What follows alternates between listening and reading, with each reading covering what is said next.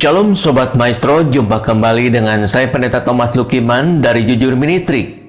Visi dan misi dari Jujur Ministry adalah visinya melayani dengan kasih sesuai dengan perintah kerajaan Allah, menjadi perpanjangan tangan Tuhan bagi orang miskin. Misinya membantu mensejahterakan masyarakat yang miskin, membangkitkan empati bagi orang tua dan anak-anak muda yang memiliki gaya hidup berbagi dan memiliki hati yang berkemurahan. Baik, sebelum kita akan mendengarkan perenungan firman Tuhan, kita akan memulainya di dalam doa.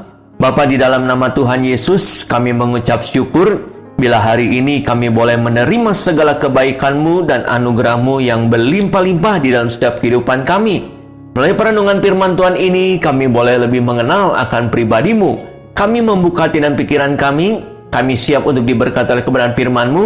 Di dalam nama Tuhan Yesus, amin. Sobat Maestro, tema firman Tuhan hari ini, hidup yang tidak berpura-pura. Ibrani pasal 4 ayat 12. Sebab firman Allah hidup dan kuat, dan lebih tajam daripada pedang bermata dua manapun, yang menusuk amat dalam sampai memisahkan jiwa dan roh, sendi-sendi dan sumsum. Ia sanggup membedakan pertimbangan dan pikiran hati kita.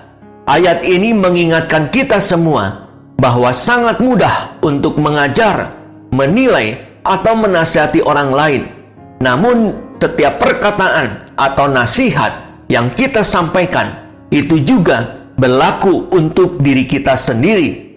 Ketika seseorang menunjukkan jari kepada orang lain, dia harus ingat bahwa keempat jarinya menunjuk pada dirinya sendiri. Kemunafikan sering membungkus diri kita sendiri, seolah-olah hidup kita yang paling benar, paling suci, dan paling kudus. Rasanya kita ini sudah seperti malaikat Tuhan yang bisa ngata-ngatain orang lain dengan berbagai penghakiman. Padahal di mata Tuhan, kita ini telanjang, tidak ada yang bisa kita sembunyikan. Berhati-hatilah, jangan serampangan dalam seluruh tingkah laku dan perbuatan kita, karena semua cerminan dari kehidupan diri kita sendiri. Tidak ada yang dapat disembunyikan. Semuanya begitu jelas di hadapan Tuhan. Sayangnya, banyak orang Kristen yang hidupnya dalam kepura-puraan. Seperti contohnya sebagai berikut. Contoh yang pertama, suka menolong orang, tetapi mulutnya selalu menjelek-jelekan orang yang ditolongnya. Di dalam Roma pasal 14 ayat 3, siapa yang makan, janganlah menghina orang yang tidak makan, dan siapa yang tidak makan, janganlah menghakimi orang yang makan, sebab Allah telah menerima orang itu. Seringkali kita suka menemukan orang yang menolong seseorang, tetapi mulutnya selalu menjelek-jelekan orang yang ditolongnya. Jika demikian halnya, lebih baik kita jangan menolongnya. Jangan sampai tangan kiri menolong, tapi tangan kanan memukul. Tidak ada gunanya seorang penolong yang selalu menghina dan selalu buruk sangka kepada orang yang ditolongnya, seperti terpaksa untuk menolong orang tersebut, atau mungkin karena motivasinya ingin dipuji oleh orang lain. Yang patut kita ketahui bahwa orang yang kita tolong masih ada bos besar yang menjadi pemilik orang tersebut, yaitu Tuhan yang menciptakannya. Jadi apa haknya kita? Sama sekali kita tidak berhak mengomentari, apalagi menghakimi orang tersebut. Ketulusan harus dibuktikan, bukan dengan ucapan, melainkan dengan tindakan.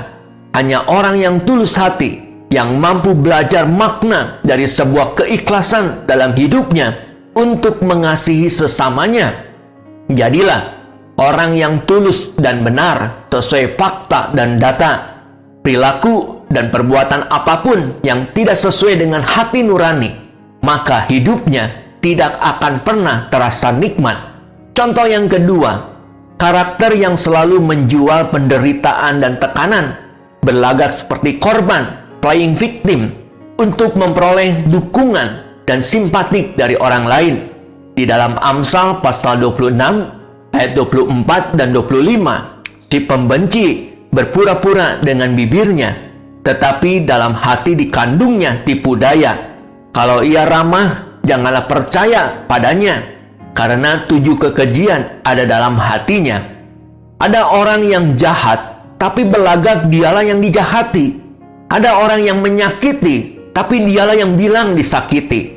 Ada orang yang selalu menceritakan bahwa dirinya dizolimi, ditekan, disiksa, dan menderita dengan tujuan untuk memperoleh simpati dari orang lain. Orang seperti ini adalah penipu ulung yang selalu membuat resah dimanapun dia berada. Jangan menilai buku dari sampulnya. Jangan lihat orang dari penampilannya, sebab kita pasti keliru. Pohon dikenal dari buahnya.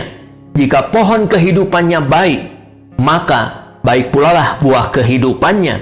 Janganlah menjadi pribadi yang dolak-dalik dan bermuka dua. Tuhan tidak bisa ditipu, apalagi dibohongi.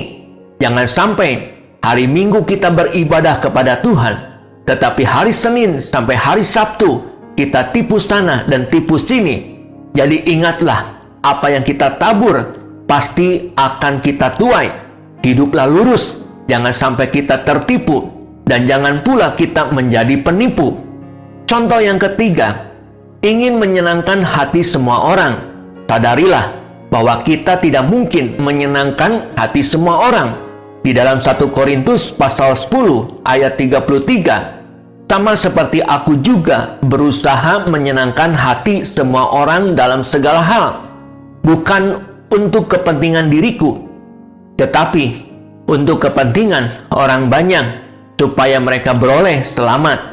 Menyenangkan hati semua orang tampaknya menjadi hal yang mustahil untuk dilakukan, tapi tidak menjadi masalah kalau kita tidak bisa menyenangkan atau memuaskan hati semua orang. Tidak harus memaksakan diri melakukan segalanya untuk menyenangkan hati orang lain. Tidak semua tuntutan dan tekanan dari orang lain perlu kita penuhi. Sungguh tidak akan ada habisnya bila kita mau menuruti kemauan semua orang. Kita bukanlah manusia yang sempurna. Kita banyak punya kekurangan. Tapi bukan berarti kita berbuat seenaknya. Lakukan saja hal-hal yang positif yang kita yakini. Fokuslah untuk melakukan hal-hal yang bermakna dalam hidup ini. Manusia sering salah kaprah. Mereka lebih mengejar penilaian manusia ketimbang Tuhan. Akibatnya, mereka lebih berusaha untuk menyenangkan manusia ketimbang Tuhan. Jadi, cari dan kejarlah perkenanan Tuhan. Perhatikanlah apa kata Tuhan ketimbang apa kata manusia. Sobat Maestro, demikianlah perenungan firman Tuhan pada hari ini. Dan saya akan akhiri perenungan firman Tuhan hari ini di dalam doa. Bapa, terima kasih bila hari ini kami boleh mendengarkan kebenaran firman Tuhan yang menuntun setiap langkah kehidupan kami saat menghadapi dan menjalani realitas kehidupan ini. Hari ini kami telah belajar bagaimana hidup yang tidak berpura-pura. Ampuni kami ya Tuhan. Sebagai penjual kebenaran saja, kami begitu cakap dan pandainya berkhotbah. Namun kami sendiri lupa melakukannya dan tidak menjadi pelaku-pelaku firman Tuhan yang hidup. Kami telah lupa diri, padahal setiap firman Tuhan yang keluar dari mulut bibir kami adalah kebenaran yang juga harus kami lakukan dan kami perbuat dalam kehidupan kami sehari-hari. Ajar dan bawalah kami ke dalam rancangan-Mu yang sejati, agar setiap perkataan dan perbuatan kami itu selaras. Materaikan firman-Mu dalam setiap hati kami, agar kami menjadi pelaku-pelaku firman Tuhan yang hidup. Di dalam nama Tuhan Yesus, kami berdoa dan mengucap syukur. Amin. Saya Pendeta Thomas Lukiman mengucapkan terima kasih, dan Tuhan Yesus memberkati kita semua. Shalom.